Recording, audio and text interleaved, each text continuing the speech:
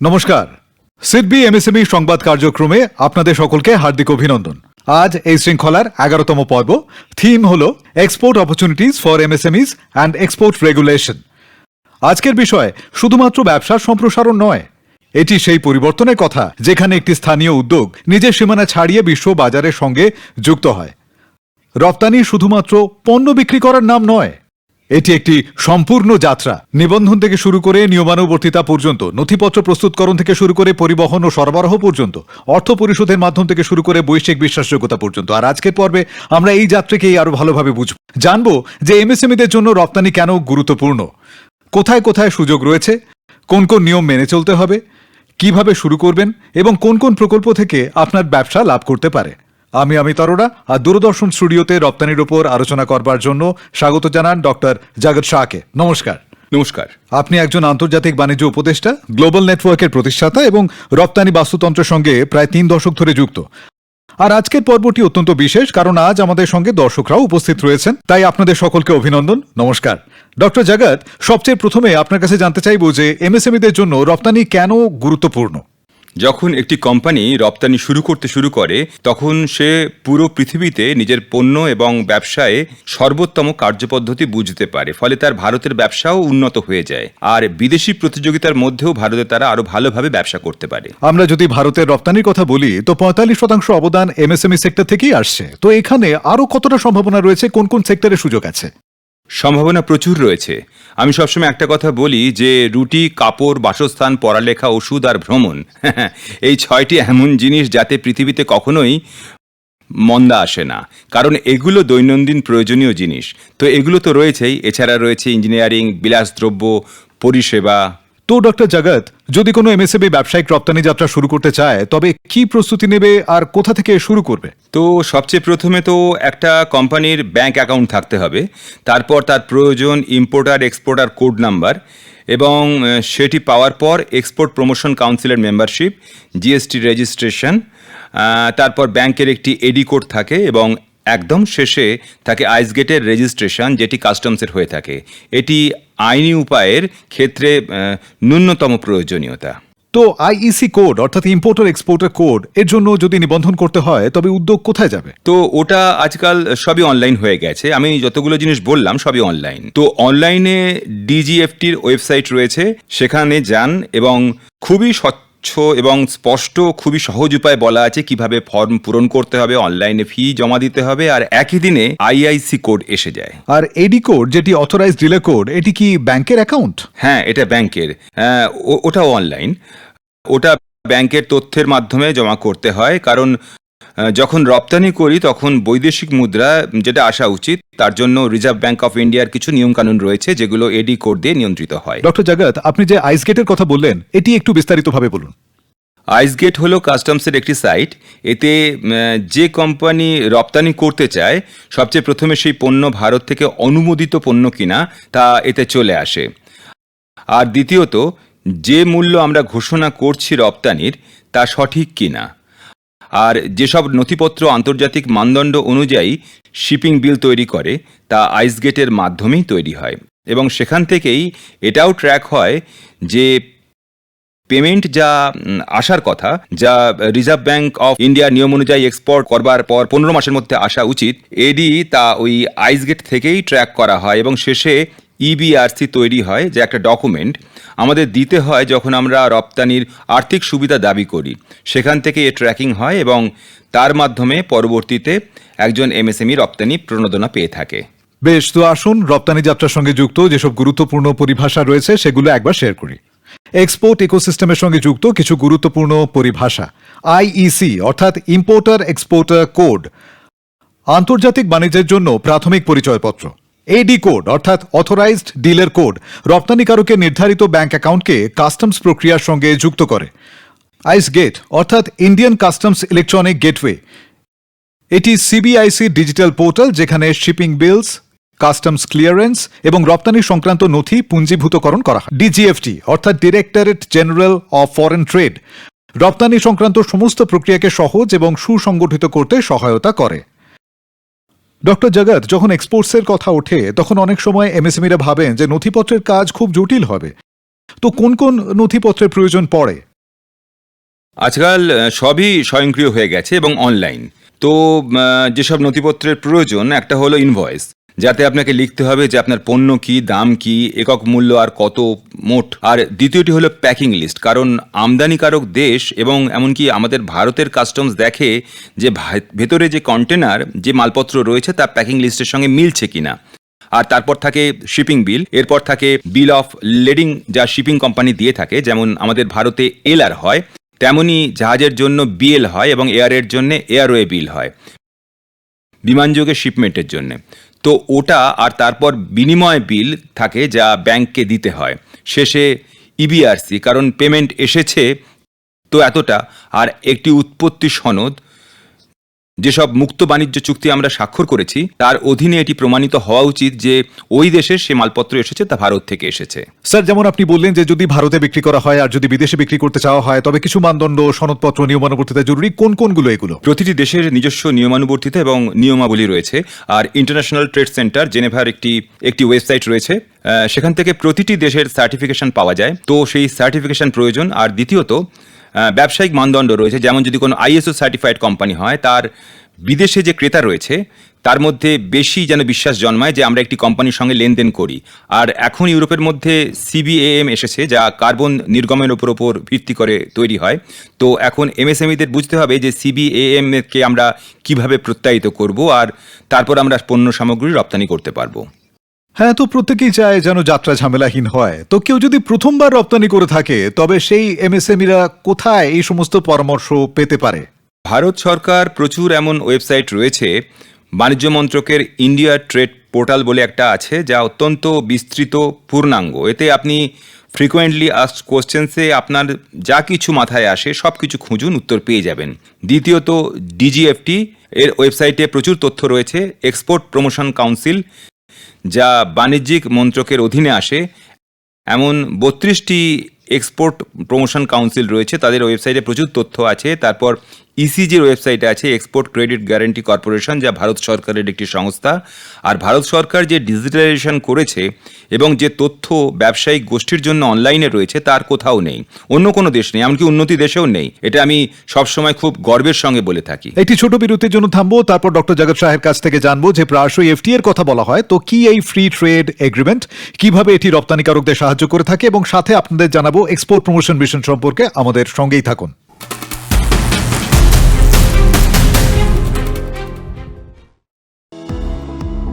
Business बढ़ाने के लिए सही वर्किंग कैपिटल जरूरी है। एमएसएमईज के लिए सिडबी लाया है smart working capital solutions. SWIFT SIDBI assistance for working capital using integrated financial tools, overdraft 3 crore तक, मल्टीपल बैंकिंग प्लेटफॉर्म्स और मिनिमल पेपर वर्क। और STEP SIDBI term loan to enhance production, working capital term loan 3 crore तक और 3 साल तक का फ्लेक्सिबल रीपेमेंट। वर्किंग कैपिटल जो आपके बिजनेस को दे मोमेंटम।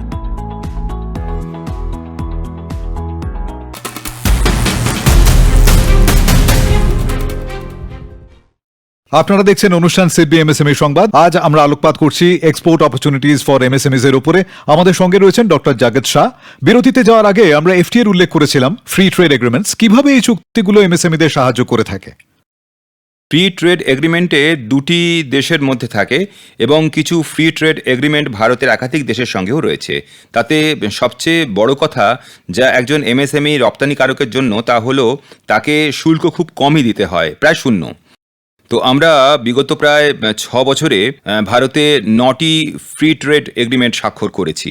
আর শুল্ক শূন্য হওয়ার ফলে যেটা হয় তা হলো ভারতের পণ্য সামগ্রী সেই দেশে প্রতিযোগিতামূলকভাবে সাশ্রয়ী হয়ে ওঠে, কারণ অন্য দেশগুলো থেকে যখন সেখানে মালপত্র আসে তখন তাদের শুল্ক দিতে হয়। এমএসএমইরা কি এই বিষয়ে সচেতন যে তারা এফটিএ সুবিধাগুলো পেতে পারেন? এর জন্য তাদের কোন কোন নথিপত্র প্রস্তুত করতে হবে যদি একটু বলেন। যে একটি সার্টিফিকেট অফ অরিজিন থাকে এবং শিপিং বিল থাকে, তাতে মুক্ত বাণিজ্য চুক্তি সম্পর্কে ঘোষণা করতে হয়।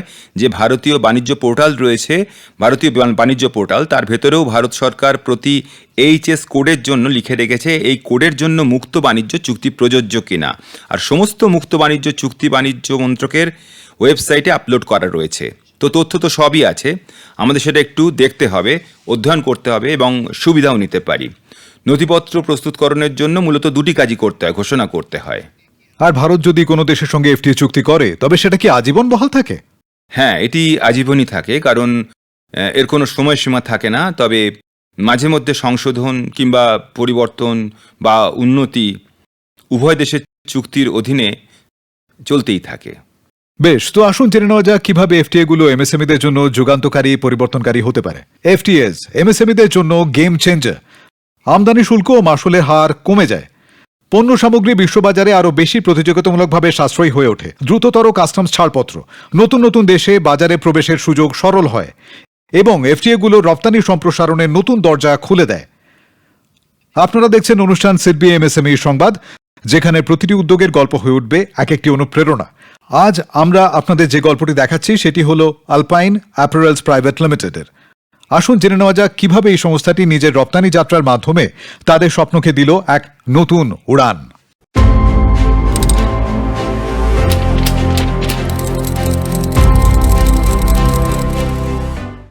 প্রতিটি পণ্যেরই একটি গল্প থাকে। কিছু গল্প স্থানীয় বাজারের মধ্যেই সীমাবদ্ধ থেকে যায়, অন্যদিকে কিছু গল্প সীমানা পেরিয়ে সারা বিশ্ব জুড়ে গ্রাহকদের কাছে পৌঁছায়। ভারতের এমএসএমইরা আজ তাদের গুণমান, উদ্ভাবন এবং উৎপাদন দক্ষতার জোর বিশ্ববাজারে নিজেদের পরিচয় গড়ে তুলেছে। রপ্তানি হল পণ্যের গুণগত উৎকর্ষকে চেনা থেকে শুরু করে গুণমান, নিয়মানুবর্তিতা এবং বৈশ্বিক বিশ্বাসযোগ্যতা পর্যন্ত পুরো যাত্রা। আর এই যাত্রারই একটি উদাহরণ হল হরিয়ানার ফরিদাবাদ থেকে শুরু হওয়া আলপাইন গ্রুপের গল্প, যেখানে তারা রপ্তানির জন্য প্রস্তুত হওয়ার উদ্দেশ্যে তাদের পণ্য সামগ্রী, উৎপাদন প্রক্রিয়া এবং গুণমান নিয়ন্ত্রণ ব্যবস্থাকে ক্রমাগত আরও উন্নত করেছেন এবং ভারতীয় লেদার ক্রাফটসম্যানশিপকে বিশ্বব্যাপী বিস্তৃত ক্রেতাদের কাছে পৌঁছে দিয়েছেন। 1980-র দশকে শুরু হওয়া এই উদ্যোগ ধীরে ধীরে দেশীয় উৎপাদন থেকে আন্তর্জাতিক বাজারের দিকে এগিয়ে যায় এবং আন্তর্জাতিক লেদার পণ্য সামগ্রীর ক্ষেত্রে নিজেদের পরিচয় গড়ে তোলে। আমাদের রপ্তানি যাত্রা প্রায় 40 বছর আগে শুরু হয়েছিল, আর এই সময়কালে আমরা দেখেছি যে আন্তর্জাতিক ক্রেতারা কেবল আকর্ষণীয় পণ্য সামগ্রী খুঁজছেন না, তারা আমাদের নির্ভরযোগ্যতা, ধারাবাহিকতা এবং যথাসময়ে পণ্য সরবরাহের ওপরও ততটাই মনোযোগ দিচ্ছেন। আলপাইন গ্রুপ আন্তর্জাতিক বাজারের চাহিদাকে বুঝে তাদের পণ্য সামগ্রী, উৎপাদন প্রক্রিয়া এবং উৎপাদন ব্যবস্থাকে রপ্তানির জন্য উপযুক্ত করে তুলেছে। আমরা যখন রপ্তানির অভিমুখে পা বাড়ালাম তখন আমরা বুঝতে পারলাম যে শুধু পণ্যের গুণমানই প্রধান বিষয় নয়, বরং উৎপাদন প্রক্রিয়া, ব্যবস্থাপনা, নথিপত্র প্রস্তুতিকরণ এবং গ্রাহকের প্রত্যাশা, এই সবগুলোর ওপরই সমানভাবে কাজ করতে হয়। পাশাপাশি বাজার বোঝার দক্ষতাও অত্যন্ত জরুরি। রপ্তানি যাত্রাতে সনদপত্র, নথিপত্র প্রস্তুতকরণ, যথাসময়ে পণ্য সরবরাহ, প্যাকেজিং, গুণগত মান এবং নিয়মকানুনজনিত প্রয়োজনীয়তা পূরণ করার জন্য আলপাইন গ্রুপ তাদের উৎপাদন প্রক্রিয়াকে আন্তর্জাতিক মানদণ্ড অনুযায়ী গড়ে তুলেছে, যাতে প্রতিটি পণ্য চালান সেই মানদণ্ডের মানে উত্তীর্ণ হয়। প্রতিটি নথিপত্র, প্রতিটি গুণমান যাচাই এবং প্রতিটি উৎপাদন প্রক্রিয়ার ক্রেতার আস্থা গড়ে তোলার অভিমুখে এক একটি গুরুত্বপূর্ণ পদক্ষেপ হয়ে দাঁড়িয়েছে। এমএসএমইদের জন্য বিশ্ববাজার পর্যন্ত পৌঁছাতে সঠিক দিক নির্দেশনা এবং সহায়ক পরিবেশ এক অত্যন্ত গুরুত্বপূর্ণ ভূমিকা পালন করে। সরকারি প্রতিষ্ঠান, রপ্তানি উন্নয়ন সংস্থা এবং আর্থিক প্রতিষ্ঠানসমূহ এমএসএমইদের রপ্তানির প্রস্তুতি, বাজারে প্রবেশের সুযোগ এবং ব্যবসার সম্প্রসারণে সাহায্য করে থাকে। যদি কোনো এমএসএমই প্রথমবার রপ্তানি শুরু করতে চান, তবে তাকে আমি এটাই বলতে চাইব যে শুরুটা না হয় ছোটই হোক, কিন্তু প্রথমে নিজের পণ্যের শক্তিগুলো বুঝুন, সঠিক বাজারকে শনাক্ত করুন এবং গুণমান, নিয়মানুবর্তিতা, নথিপত্র প্রস্তুতকরণের ওপর বিশেষ মনোযোগ দিন। আন্তর্জাতিক ক্রেতারা কেবল পণ্য কেনেন না, তারা আপনার নির্ভরযোগ্যতা এবং প্রতিশ্রুতিবদ্ধতার ওপর ভরসা রাখেন। এই ভরসাই একটি এমএসএমইকে স্থানীয় থেকে বিশ্বজনীন করে তুলতে পারে। প্রতিটি সফল রপ্তানি যাত্রা আমাদের এটাই শেখায় যে বৈশ্বিক বাজার পর্যন্ত পৌঁছানোর পথ কেবল একটি ভালো পণ্য দিয়ে তৈরি হয় না, বরং গুণমান, নিয়মানুবর্তিতা, ধারাবাহিকতা এবং গ্রাহকের আস্থা থেকে পার হয়ে যায়। এগুলোই হলো সেই মূল ভাবনা যা ভারতীয় এমএসএমইদের স্থানীয় থেকে বিশ্বজনীন হয়ে ওঠার শক্তি যোগায়। অনুপ্রেরণাদায়ক সাফল্যের গল্প। ডক্টর জগৎ, যখনই আমরা এই ধরনের সাফল্যের গল্প দেখি, আপনি কি এটা বলবেন যে পণ্য সামগ্রীর পাশাপাশি যদি ডিজাইনের পরিষেবাও জুড়ে দেওয়া যায় তবে রপ্তানির সুযোগ সুবিধা আরও বৃদ্ধি পায়? একদম। ডিজাইন হলো একটা পরিষেবা। যখন আপনি পণ্যের সঙ্গে একটি পরিষেবা যুক্ত করেন, আপনি আরও বেশি প্রতিযোগিতামূলকভাবে সফল হয়ে ওঠেন। ডক্টর জগৎ, যদি সরকারি সহায়তার কথা বলি, তবে কোনো এমএসএমই যদি রপ্তানির পথে যেতে চায় তবে সরকারের পক্ষ থেকে ঠিক কেমন ধরনের সহায়তা পাওয়া যায়? ব্যবসার মধ্যে 4টি মৌলিক স্তম্ভ থাকে: উৎপাদন, অর্থসংস্থান, বিপণন এবং মানব সম্পদ। 4টিতেই ভারত সরকারের সুবিধা রয়েছে। উৎপাদনের কথা যদি আপনি দেখেন, তবে অগ্রিম লাইসেন্সের প্রকল্প রয়েছে, অগ্রিম অনুমোদন যার মাধ্যমে আপনার কাঁচামাল আমদানি করতে পারবেন। পিএলআই এর স্কিম রয়েছে, অর্থসংস্থানের মধ্যে রপ্তানির জন্য জামানতমুক্ত ঋণ রয়েছে এবং সুদে ভর্তুকি রয়েছে। বিপণনের ক্ষেত্রে দেখলে বাজার প্রবেশের উদ্যোগ রয়েছে এবং রপ্তানি প্ররোচনা ও নতুন রপ্তানি উন্নয়ন মিশনের প্রকল্প এসেছে। মানব সম্পদে ভারত সরকারের দক্ষতা উন্নয়নের সহায়তা রয়েছে। রপ্তানিতে আলাদা ধরনের দক্ষতা প্রয়োজন হয়, শুধু বাজারিকরণের জন্যই নয়, পদ্ধতিগত নথিপত্র প্রস্তুতিকরণের জন্যও। আর যখন বলি এক্সপোর্ট প্রমোশন মিশন, তখন এর আওতায় কি কি সুবিধা বা লাভ রয়েছে? এক্সপোর্ট প্রমোশন মিশনে 2টি অংশ আছে। একটি হলো রপ্তানি প্ররোচনা, যা হলো আর্থিক সহায়তা, যার মধ্যে ই কমার্স আজকাল রপ্তানির জন্য খুব বড় মাধ্যম হয়ে উঠেছে। তো আগে ই কমার্সের জন্য অর্থায়ন ছিল না, তাই এখন সেই অর্থায়নের ব্যবস্থা রয়েছে এবং আপনাকে রপ্তানি অর্থায়নের জন্য জামানত দিতে হবে না। আর সুদে ভর্তুকিও রয়েছে, সুতরাং সুদে ভর্তুকিও একটি আর্থিক সহায়তা। দ্বিতীয়টি হলো রপ্তানি দিক নির্দেশনা। তো এর মধ্যে বিশেষ করে 2টি অত্যন্ত কার্যকরী কর্মসূচি রয়েছে। একটি হলো ফ্লো। অনেক সময় কি হয় যে আমরা অপেক্ষা করি যাতে রপ্তানি অর্ডার আসে, কিন্তু যদি বিদেশে পণ্য গুদাম করা যায় এবং সেখানে পণ্য জমা রাখা হয়, তবে কেবল ই কমার্সের ডেলিভারি নয়, কারণ ই কমার্সের ডেলিভারি তো সঙ্গে সঙ্গে করতে হয়, পাশাপাশি B2B ডেলিভারিও দ্রুত করা সম্ভব। তো এই হিসেবেই আরও একটি লিফটের প্রকল্প রয়েছে, যার অধীনে লজিস্টিক্স, কারণ বহু এমএসএমই অনুভব করেন যে পরিবহন ও সরবরাহ খরচ অনেক বেশি। তো ভারত সরকার তার মধ্যে লজিস্টিক্সকে কেন্দ্র করে খুব ভালো একটি সহায়ক ব্যবস্থা গড়ে তুলেছেন। তো যদি অর্থ সংস্থানের কথা বলি, তবে রোডট্যাপ নামে যে প্রকল্প রয়েছে তার আওতায় কি কি সুবিধা বা লাভ পাওয়া যায়? তো রোডটেপে ভারত সরকার যেহেতু আগে বড় প্রণোদনা ছিল, এখন WTOর নিয়মানুবর্তিতা মানার তো ফলে রোডটেপের যে প্রকল্পটি রয়েছে তার অধীনে প্রতিটি পণ্যের জন্য একটি নির্দিষ্ট শতকরা হার নির্ধারণ করা হয়েছে। কারণ এই প্রকল্প এই ধরনের যে রপ্তানির দুনিয়া মনে করা হয় যে কোনো দেশের করসমূহ কখনোই রপ্তানি হওয়া উচিত নয়। আচ্ছা, সেই জন্যই এর মধ্যে কর ও শুল্ক মকুব? হ্যাঁ, একদমই। তো যে পরোক্ষ করসমূহ আমরা প্রদান করছি তা আমরা একটি বটুয়ার আকারে ফেরত পেয়ে যাই। একইভাবে অগ্রিম অনুমোদন আরেকটি প্রকল্প যা বেশি দরকারি, কারণ যে সমস্ত রপ্তানিকারক রপ্তানি করেন তারা অনেক কাঁচামাল আমদানিও করে থাকেন, আর আমদানি শুল্ক যা জমা দেওয়া হয়েছে তা যদি মূল্যে যোগ করা হয় তবে আমরা প্রতিযোগিতা সক্ষম হয়ে উঠতে পারবো না। সুতরাং ভারত সরকার খুব সুন্দর একটি চিন্তাভাবনা রেখেছে যে অগ্রিম অনুমোদন প্রকল্পে তাদের কোনো আমদানি শুল্ক মেটাতে হয় না। এটি গেল কাঁচামালের কথা। এই অগ্রিম অনুমোদন নিতে হবে কার কাছ থেকে? ঠিক একইভাবে আচ্ছা, এটি DGFT, director general of foreign ট্রেডের কাছ থেকে। রোডটেপও তাই। তার একটি বিষয় হলো যন্ত্রপাতি নিয়ে, যে ভাই যন্ত্রপাতি যদি আমদানি করতে হয়, যদি ইপিসিজি প্রকল্প রয়েছে, এক্সপোর্ট প্রমোশন ক্যাপিটাল গুডস, যার মাধ্যমে আপনাকে যন্ত্রপাতির ওপর আমদানি শুল্ক দিতে হবে না, কিন্তু আপনাকে সরকারকে একটি প্রতিশ্রুতি দিতে হবে যে যতটা আমদানি শুল্ক আপনি সঞ্চয় করেছেন তার নির্দিষ্ট গুণ পরিমাণ পণ্য 6 বছরের মধ্যে রপ্তানি করব। তো এটি ভারত সরকার এবং এমএসএমই উভয়ের জন্যই লাভের বিষয়। এই একই প্রসঙ্গে আরেকটি যে শব্দ আসে, ইপিসি, এক্সপোর্ট প্রমোশন কাউন্সিল, এর কাজ বা ভূমিকা কি থাকে? এক্সপোর্ট প্রমোশন কাউন্সিল আমাদের দেশে 32টি রয়েছে এবং প্রতিটি পণ্যের জন্য আলাদা কাউন্সিল রয়েছে। তো এই কাউন্সিলের এক তো আপনি যখন সদস্যপদ নেন তখন RCMC সার্টিফিকেট পাওয়া যায়, রেজিস্ট্রেশন কাম মেম্বারশিপ সার্টিফিকেট। তা থেকে বিদেশের কোনো আমদানিকারকের মধ্যে আস্থা তৈরি করা হয় যে আপনি ভারতের সরকারের এমন একটি সংস্থার সদস্য যা আপনাকে একটি বিশ্বাসযোগ্যতা প্রদান করে। দ্বিতীয়ত, বিদেশে যেসব প্রদর্শনী অনুষ্ঠিত হয় যেগুলো খুব ব্যয়বহুল হয় এবং এমএসএমই তা বহন করতে পারে না, তাই এই রপ্তানি উন্নয়ন কাউন্সিলগুলো ভর্তুকিযুক্ত দরে আপনাকে অংশগ্রহণ করার সুযোগ করে দেয়। আর আমার দৃষ্টিতে রপ্তানি উন্নয়ন কাউন্সিলগুলো সবচেয়ে সফলভাবে যে কাজটি করেছে তা হলো রিভার্স বায়ার সেলার মিট। তো বিদেশ থেকে আমদানিকারকদের ভারতে ডেকে আনেন এবং ভারতের রপ্তানিকারকদের সঙ্গে মুখোমুখি মিটিং করান। তারা কারখানাগুলিতেও পরিদর্শনে যেতে পারেন, তাই এর মাধ্যমে অত্যন্ত দ্রুত ও ঘটনাস্থলেই ব্যবসা সম্পন্ন হয়। কিন্তু যদি ক্রেতার কাছ থেকে অর্ডার আনতে হয় তবে এর জন্য যে স্প্যানকো প্রক্রিয়াটি রয়েছে তা ঠিক কি? একটি অত্যন্ত জনপ্রিয় মডেল হলো স্প্যানকো।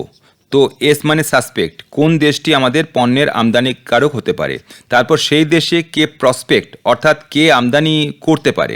তো তার মধ্যে আজকাল এআই অনেক বড় একটা ভূমিকা হয়ে উঠেছে রপ্তানির মধ্যে। তাই এআইয়ের এমন কিছু সরঞ্জাম রয়েছে যাকে বলে ডিসকভারি অফ বায়ার।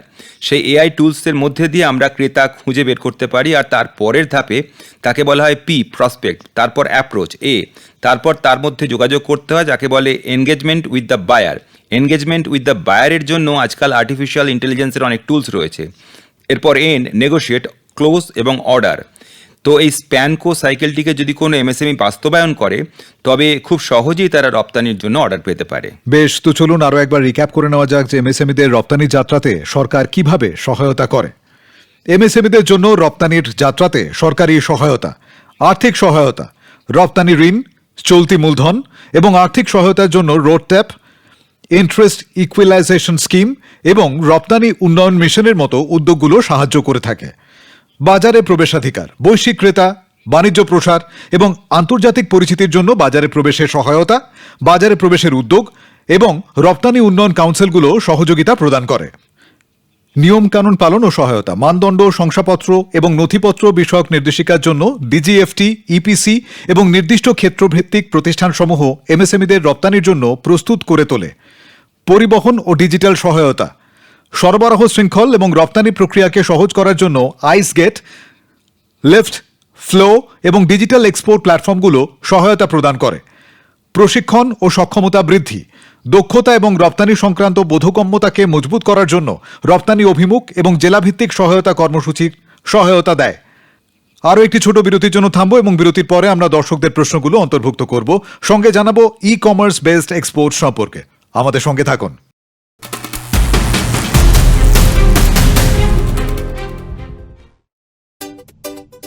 अगर आप हॉस्पिटैलिटी या सर्विस बेस्ड एमएसएमईज चलाते हैं और अपनी जगह को अपग्रेड करना चाहते हैं तो ग्रोथ का रास्ता है सिडबी का मोर। ये स्कीम खास तौर पर hospitality, health care, warehousing और ऑर्गेनाइज्ड रिटेल जैसे सेक्टर्स के लिए डिजाइन किया गया है। अब चाहे इंटीरियर अपग्रेड करना हो या इक्विपमेंट और फर्नीचर, सिविल वर्क हो या फिर लाइट एसेट्स, इन सब के लिए पाए सही फाइनेंस। 5 करोड़ रुपए तक का term loan, CGTMSE guarantee coverage, बेहतर इंटरेस्ट रेट्स और 8 साल तक का फ्लेक्सिबल रीपेमेंट। सिडबी एमएसएमईज को समझता है, इसलिए मोर सिर्फ लोन नहीं, ग्रोथ का रास्ता है।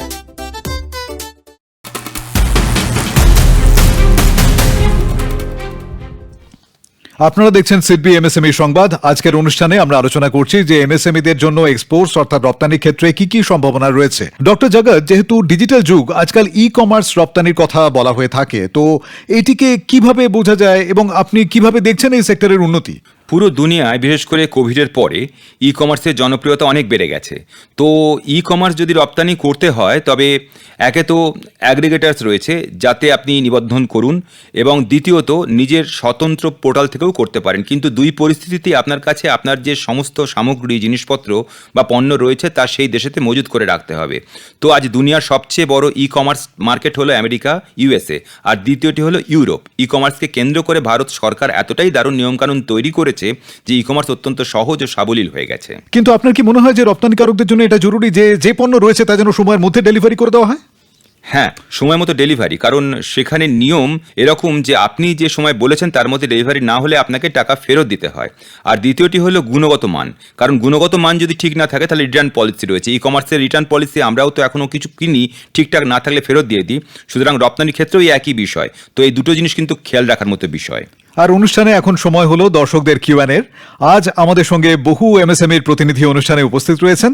আরও একবার আপনাদের অভিনন্দন। জি, আপনার প্রশ্ন। স্যার, আমার নাম স্বামী আগরওয়াল, আমি বনসারি গ্রুপের হয়ে প্রতিনিধিত্ব করছি এবং আমাদের খাদ্যশস্য আসে যেমন মশলা, মিশ্র মশলা, তেল, চাল। আমাদের একটি প্রশ্ন রয়েছে, যেমন প্রতিটি দেশের নিয়মকানুন আলাদা আলাদা হয়, তো এই তথ্য আমরা যখন কন্টেনার প্রস্তুত হয়ে যায় অথবা বন্দরে থাকে তখন আমরা জানতে পারি যে ভাই এই দেশের নিয়মাবলী রয়েছে, কারণ আমরা এখন রপ্তানির ক্ষেত্রে নতুন, তো এটি আমরা যদি নির্দিষ্টভাবে দেশভিত্তিক পেয়ে যাই। প্রতিটি দেশের যা যা শংসাপত্রের প্রয়োজনীয়তা রয়েছে তা সেই দেশের সরকারের ওয়েবসাইটে থাকে। আর দ্বিতীয়ত, ইউনাইটেড নেশনসের একটি ইন্টারন্যাশনাল ট্রেড সেন্টার আইটিসির ওয়েবসাইট রয়েছে, সেখানেও একটি স্ট্যান্ডার্ডাইজেশন অ্যান্ড সার্টিফিকেশনের সেগমেন্ট রয়েছে, যাতে আপনি এইচএস কোড অনুযায়ী কোনো দেশের কী কী শংসাপত্রের প্রয়োজন তার তথ্য পেয়ে যাবেন। আর তৃতীয়ত, অর্ডার আসার আগেই আপনার কাছে এটি একটি এসওপির মতো তৈরি করে রাখা উচিত যে কোনো দেশের শংসাপত্রে কী কী জরুরি। এটি আপনি আগে থেকেই একটি প্রস্তুতির অংশ হিসেবে হোমওয়ার্ক করে তৈরি রাখতে পারেন। হ্যাঁ, চলুন পরের প্রশ্নটি নেওয়া যাক। আশিসজি। নমস্কার জগৎ স্যার, আমার নাম আশিস এবং আমরা স্টেনলেস স্টিলের ইউটেন্সিলস এবং কাটলারি তৈরি করি, আর আমরা রপ্তানিও করি এবং ভারতের বিভিন্ন বাজারে বিক্রি করি। তো যেমন আমরা রপ্তানির কথা বলি, রপ্তানি করার জন্য যে দেশগুলো সবার আগে মাথায় আসে ইউরোপ, ইউএস, কিন্তু এখনই আপনি বললেন যে প্রায় 100 থেকে 140টি এমন দেশ রয়েছে যেখানে পণ্য পৌঁছয়নি, এমন প্রতিযোগিতা বেশি নেই। তো এই দেশগুলো সম্পর্কে আমরা কিভাবে জানতে পারি যাতে আমরা সেখানেও রপ্তানি বাড়াতে পারি? আমি আপনাকে একটি অত্যন্ত সহজ বাস্তবসম্মত নিয়ম বলছি। আপনি আর্টিফিশিয়াল ইন্টেলিজেন্সকে ব্যবহার করে একটি নির্দেশ দিয়ে জিজ্ঞেস করুন যে আমাকে এমন 100টি দেশ দিন যার জনসংখ্যা 1 কোটির নিচে। তো যে তালিকা চলে আসবে সেটি আপনার জন্য একটি অত্যন্ত ভালো লক্ষ্যভিত্তিক বাজার, কারণ সেখানে সর্বনিম্ন অর্ডারের পরিমাণ কম লাগে এবং আমাদের ভারতের প্রতিযোগী যে দেশগুলো রয়েছে তারা সেই বাজারকে পণ্য সরবরাহ করে না। তো এটি শনাক্ত করার জন্য একটি মানদণ্ড। দ্বিতীয় মানদণ্ড হলো আন্তর্জাতিক বাণিজ্য, যেমন মধ্যপ্রাচ্য এবং আফ্রিকার জন্য দুবাই রয়েছে, তেমনি নেদারল্যান্ডস রয়েছে, যা পুরো ইউরোপে বাণিজ্যের জন্য কেন্দ্র হিসেবে কাজ করে। তো এই দুটি কেন্দ্রকে বিশেষভাবে অনুসন্ধান করলে সেখানকার মাধ্যমে সেখানে পণ্য মজুত করার পর সর্বনিম্ন অর্ডারের পরিমাণের মানদণ্ডে আপনি নতুন নতুন বাজার পেয়ে যাবেন। চলুন পরের প্রশ্নটি নেওয়া যাক। খুব তথ্যবহুল সেশন, অনেক ধন্যবাদ। আমার নাম উইং কমান্ডার দেশপান্ডে। আমার নিজের একটি কনসালটেন্সি রয়েছে, HR consultancy and into training and development. সুতরাং পরিষেবা ক্ষেত্রের কথা বললে যখন আমরা রপ্তানির কথা বলি, দেখতে পাওয়া যায় যে এটি মূলত পণ্যভিত্তিক এবং পরিষেবা কোথাও না কোথাও বাদ পড়ে যায়। সুতরাং পরিষেবা খাতের জন্য কী কী সম্ভাবনা রয়েছে? পরিষেবা রপ্তানি ভারত থেকে খুব দ্রুত বৃদ্ধি পাচ্ছে এবং তা জ্ঞানভিত্তিক অর্থনীতির একটি অংশ। আপনাকে একটি প্রদর্শনীতে পণ্য নিয়ে যেতে হলে পণ্য প্রদর্শন করতে হয়, কিন্তু পরিষেবা ক্ষেত্রে আপনি অনলাইন, যেহেতু এটি জ্ঞানভিত্তিক, আপনি অনলাইন মার্কেটিং করতে পারেন। আর ভারত সরকারের একটি বিশেষ রপ্তানি উন্নয়ন পরিষদ রয়েছে যার নাম সার্ভিসেস এক্সপোর্ট প্রমোশন কাউন্সিল। আপনি যদি সেটির সদস্য হন তবে আপনি এক্সপোর্ট প্রমোশন কাউন্সিলের এই সমস্ত কর্মসূচিতে অংশগ্রহণ করতে পারেন, ক্রেতাদের সঙ্গে দেখা করতে পারেন, সেটিতেও রিভার্স বায়ার সেলার মিট হয়, সেটিতেও B2B মিটিং হয়। তো সেটির সুবিধা আপনি নিন।